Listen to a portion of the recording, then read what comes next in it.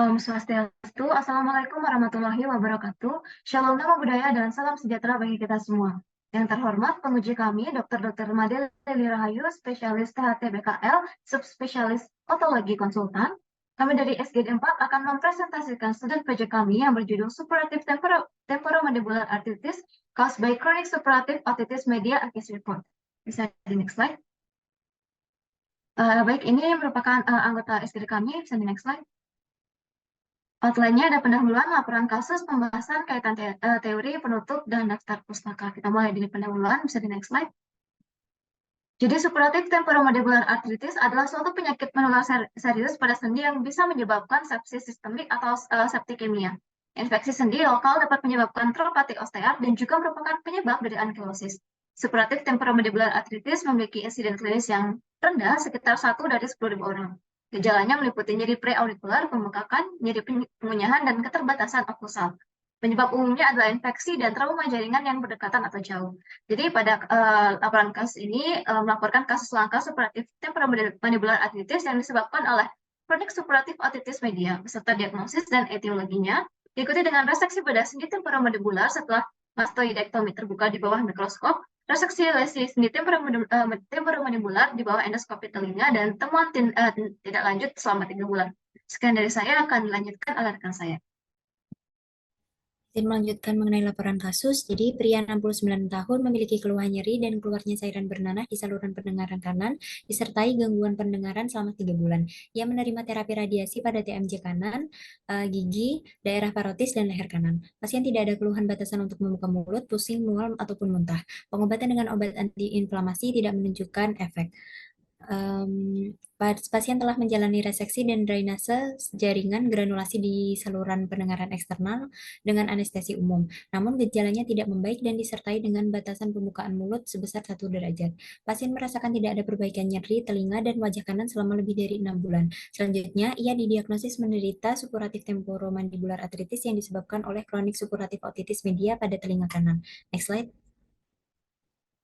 Pasien memiliki riwayat DM, kadar gula darah tidak stabil, dan kronik suppurative otitis media lebih dari 20 tahun.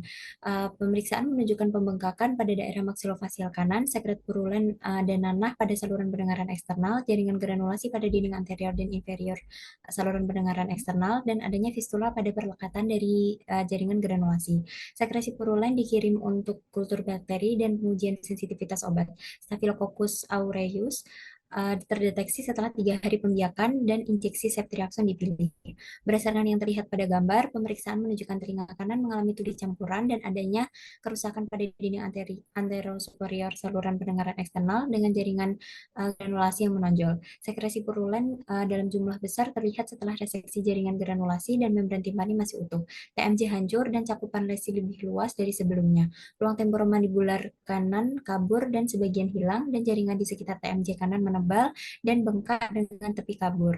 Resesus faring kanan menjadi dangkal dan sedikit bengkak di daerah tuba eustachius occipital, otot pterygoid medial dan lateral. Pelebaran ruang TMJ kanan dan sinyal abnormal pada otot pterygoid medial kanan, pterygoid lateral dan temporal yang menandakan adanya infeksi dan mastoiditis kanan. Selanjutnya akan dilanjutkan oleh rekan yang bertugas. Baik, izin untuk melanjutkan ke bab 3 pembahasan. Suppurative temporomandibular arthritis sering terjadi pada anak-anak. Patogen penyebab paling umum adalah Staphylococcus aureus, di mana diagnosis tepat waktu dan pengobatan akurat penting untuk mencegah komplikasi serius seperti osteomyelitis menular dan ankylosis. Luke et al. Mengusulkan 2 kemungkinan mekanisme otitis media dengan komplikasi temporomandibular arthritis. Yang pertama, penyebaran lokal, karena peristeum sendi temporomandibular berdekatan dengan peristeum tulang temporal, dan infeksi menyebar melalui celah antar tulang. Mekanisme kedua berhubungan dengan deep auricular artery, karena mensuplai darah ke membran timpani, saluran pendengaran eksternal, dan sendi temporomandibular. Infeksi mungkin berasal dari darah yang menyebar melaluinya. Dalam kasus ini, endoskopi telinga menunjukkan kerusakan tulang di dinding anterior saluran telinga, penonjolan granulasi, dan keluarnya sekret puluren setelah membersihkan jaringan granulasi. Sekresi diambil sampelnya untuk biopsi dan pengobatan antiinflamasi yang ditargetkan diberikan. Mungkin sekian dari saya, akan lanjutkan oleh rekan saya. Baik, bisa next slide. Baik, saya akan melanjutkan untuk pengertian chronic suppurative otitis media. Chronic suppurative otitis media atau CSOM adalah salah satu penyakit telinga yang paling banyak terjadi di negara berkembang termasuk Indonesia. CSOM ini adalah suatu penyakit yang terjadi akibat peradangan kronik pada mukosa telinga tengah dan kapsul mastoid. CSOM ini ditandai dengan adanya perforasi pada membran timpani serta adanya riwayat keluarnya cairan dari liang telinga atau otorea lebih dari 2 bulan yang bersifat terus-menerus atau hilang timbul. Buana bening atau berupa nanah. CSOM ini dapat terjadi karena adanya infeksi akut pada telinga tengah yang gagal mengalami penyembuhan sempurna. Mungkin sekian dari saya, akan lanjutkan rekan saya. Terima kasih. Baik, izin lanjutkan mengenai etiologi kronik suppuratif otitis media. Virus merupakan penyebab paling umum terjadinya kronik suppuratif otitis media atau CSOM. Mikroorganisme lain penyebab CSOM dapat bersifat aerob dan anaerob, di mana mikroorganisme aerob terbanyak yaitu Pseudomonas aeruginosa, Staphylococcus aureus, serta bakteri gram negatif. Sedangkan untuk mikroorganisme anaerob adalah Bacteroides dan Fusobacterium. Jamur juga dapat berperan dalam penyebab terjadinya CSOM, terutama Aspergillus dan Candida, di mana sebanyak 50% kasus CSOM akibat jamur berasal dari tempat yang lembab dan panas. Serta TBC juga dapat menyebabkan kronik suppuratif otitis media yang merupakan penyebab umum di daerah dengan insiden tuberkulosis yang tinggi. Mungkin sekian dari saya, untuk selanjutnya akan dilanjutkan oleh rekan saya. Terima kasih. Baik, izin melanjutkan mengenai manifestasi klinis dari kronik suppuratif otitis media. Jadi untuk manifestasinya apabila ditinjau berdasarkan aktivitas pelepasan sekret ada 2, yaitu aktif atau ganas dan juga tenang atau jinak. Untuk yang berbentuk aktif ditandai dengan sekresi aktif dari rongga timfani. Nama lainnya tipe antikontral atau tipe tulang yang mana bersifat ganas karena menggigit tulang. Sedangkan untuk yang bentuk kedua yaitu bentuk tenang mengacu pada penampilan rongga timfani yang basah atau kering. Nama lainnya tipe tebu timfani atau tipe mukosa. Karena informasi sering hanya mengenai mukosa telinga bagian tengah, tidak ada koleostoma dan juga jarang terjadi konsekuensi yang serius. Untuk gejala klinis dari kronik suppuratif otitis media, diantaranya telinga berair atau otore, gangguan pendengaran, dan juga otalgia atau nyeri telinga. Baik, sekian dari saya, akan dilanjutkan oleh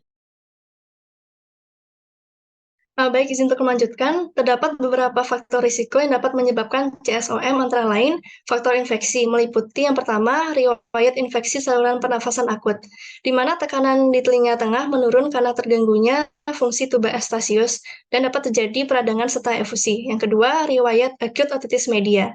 Kemudian ada faktor penjamu, meliputi yang pertama sistem imun, yang kedua genetik, yang ketiga kelainan kongenital, di mana banyak dijumpai pada anak dengan gangguan kraniofasial, Down syndrome, dan palatoskisis yang tidak di-repair. Yang keempat, alergi, karena merupakan penyebab terjadinya obstruksi tuba Eustachius. Kemudian yang terakhir ada faktor sosiodemografi. Mungkin sekian dari saya, akan dilanjutkan oleh rekan saya. Baik, saya izin melanjutkan untuk diagnosis otitis media suppuratif kronik. Jadi pada prinsipnya, penegakan diagnosis otitis media suppuratif kronik berpedoman atas hasil dari pemeriksaan klinis, yaitu anamnesis dan pemeriksaan fisik, serta dapat dibantu dengan pemeriksaan penunjang lain. Untuk anamnesis, didapatkan gejala umum yang muncul pada otitis media suppuratif kronik adalah gangguan pendengaran di telinga yang terkena, keluarnya sekret dari liang telinga yang terus-menerus atau hilang timbul selama 2-6 minggu. Apabila penderita mengalami demam tinggi, vertigo, dan otalgia, itu perlu dicurigai mengarah ke komplikasi intratemporal atau intrakranial. Riwayat otitis media suppuratif kronik persisten setelah perawatan medis yang tepat harus mengingatkan dokter untuk mempertimbangkan kolesteatoma.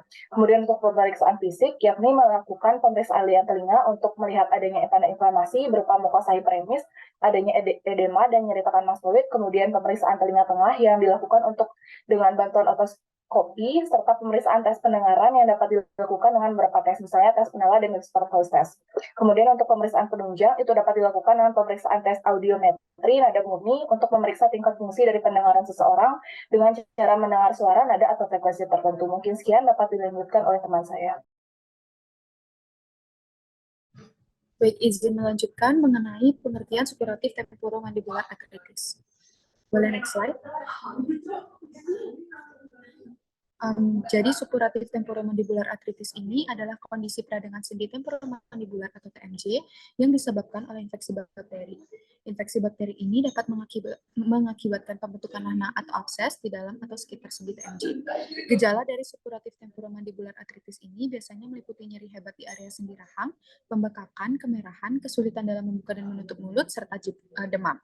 Kondisi ini dapat terjadi sebagai komplikasi dari infeksi gigi, infeksi telinga tengah, atau infeksi lainnya yang dapat menyebar ke daerah sekitar sendi TMJ. Mungkin sekian yang dapat saya sampaikan, akan dilanjutkan oleh rekan saya. Terima kasih.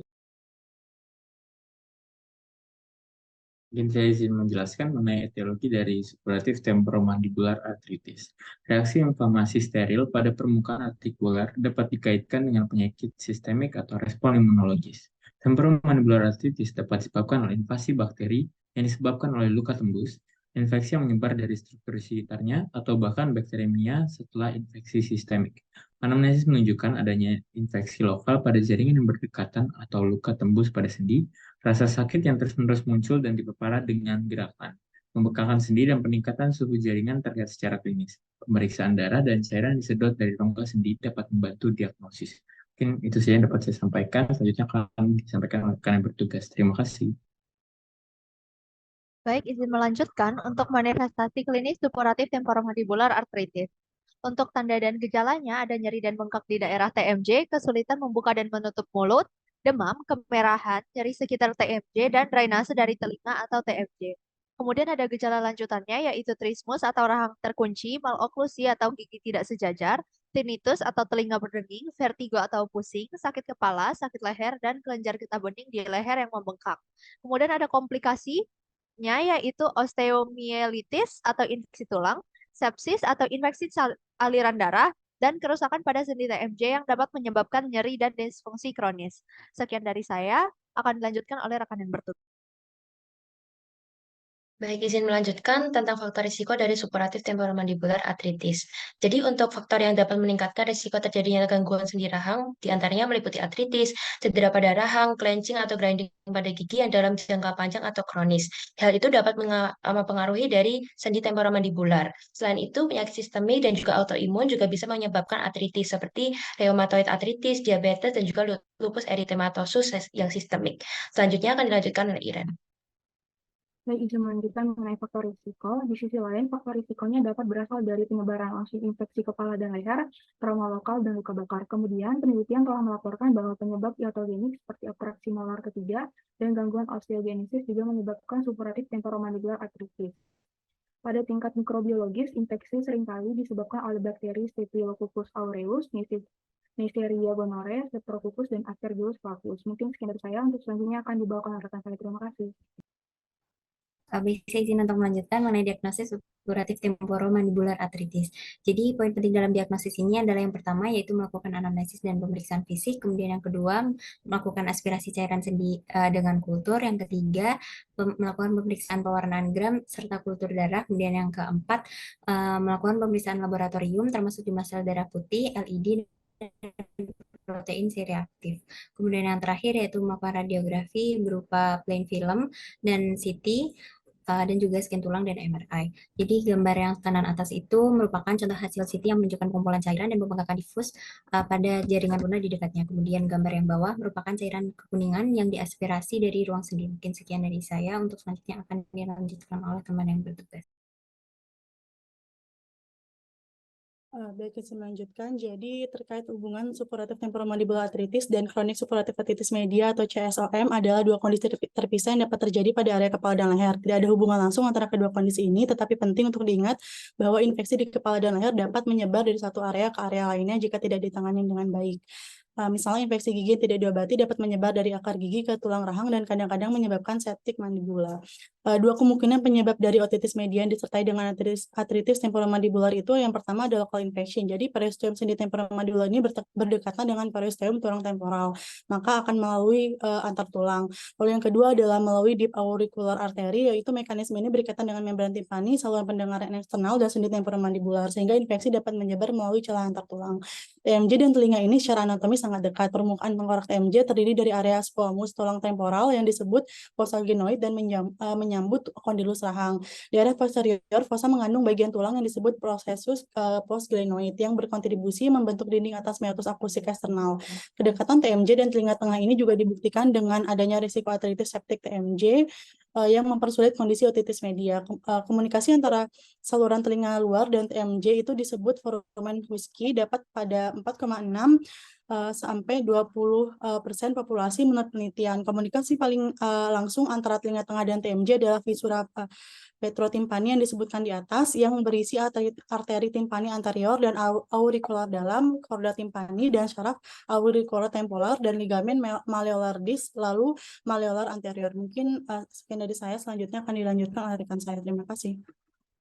Baik, izin melanjutkan untuk penata laksanaannya. Jadi untuk penata laksanaan kronik supuratif otitis media sendiri itu meliputi edukasi, oral toilet, pemberian antibiotik, dan pembedahan. Bisa di next. Lalu untuk penata laksanaan dari supuratif temporomandibular arthritis ada beberapa jenis. Yang pertama ada terapi medis, di mana ini untuk menghilangkan rasa sakit dengan misalnya istirahat terang dengan diet lunak, menghindari membuka mulut lebar-lebar, penggunaan NSAID, fisioterapi, dan juga soft occlusal splints. Lalu yang kedua ada suntikan anestesi lokal dan steroid. Lalu yang ketiga ada artroskopi dan artrosentesis, di mana ini diindikasikan sebagai bantuan diagnosis dan terapeutik pada pasien yang tidak kooperatif terhadap perawatan medis.